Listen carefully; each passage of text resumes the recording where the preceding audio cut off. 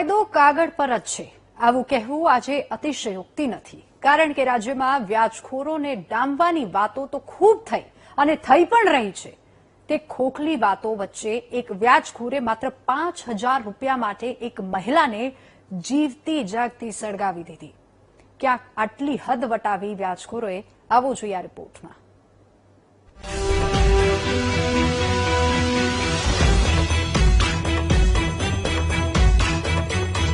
વ્યાજખોરોને ડામવા પોલીસ કડકપણે કામ કરી રહી છે।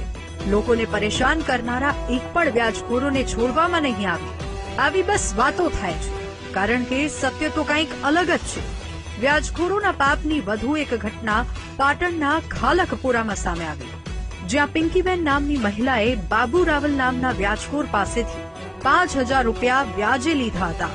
જે પૈસા ચૂકવવામાં પિંકીબેને થોડો સમય માંગ્યો તો હેવાન બાબુ રાવલે પિંકીબેનને જીવતા જ સળગાવી દીધા અને સારવાર દરમિયાન તેમનું મોત થયું। આ ઘટનાથી તેમના પરિવારમાં માતમ તો છવાયો જ છે, સાથે સાથે રોષ પણ જોવા મળ્યો। 5,000 ઉછીના લીધી તા બાબા ભાઈ જોડેથી। બાબા ભાઈ માંગવા આયા, મારી મમ્મીને કીધું બાર મને ભેગી થાય, પૈસાને લેન દેન કરવાની છે। મારી મમ્મી જી તાંકવાળા આગળ મને ભેગી થઈ। બાબા ભાઈ એમ કે મને 5,000 આના લઈને હાલ। મારી મમ્મીએ 2 દિવસનો વાયદો કર્યો, પણ મારા બાબા ભાઈ માન્યા નહીં। બાબા ભાઈ મને મારા મમ્મીને એમ કે ચા લઈને હું આવું, પણ ચા લેવા ના જે પેન્ટોની ડબલી લઈને આયા। અંદર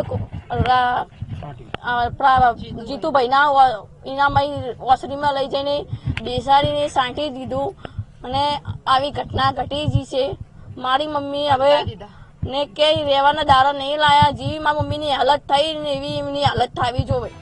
આ કેસમાં આરોપી પણ ગંભીર રીતે દાઝી ગયો છે, જેથી તેની પાટણમાં સારવાર ચાલી રહી છે, જ્યારે પિંકીબેનનું મોત થતા પોલીસે હત્યાનો ગુનો નોંધીને તપાસ હાથ ધરી છે।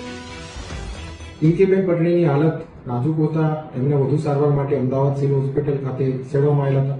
ત્યાં ડોક્ટરો તેમને મૃત જાહેર કર્યા હતા અને એમને મૃત જાહેર થતા મર્ડરનો ગુનો દાખલ થતા કલમ વધારો કરવા માટે કોર્ટને રિપોર્ટ આપવામાં આવેલો છે।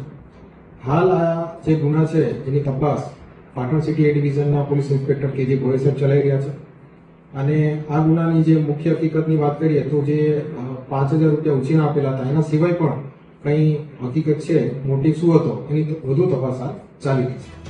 5,000 માટે કોઈ મહિલાને જીવતી સળગાવી દે તે વાત ગળે નથી ઉતરી રહી। તેવામાં પોલીસે સમગ્ર મુદ્દે ઊંડાણપૂર્વક તપાસ કરી છે। બીજી તરફ શોકગ્રસ્ત પરિવારે આ નરાધમને કડકમાં કડક સજા અપાવી ન્યાયની ગુહાર લગાવી છે। ભરત પ્રજાપતિ, VTV ન્યૂઝ, પાટણ।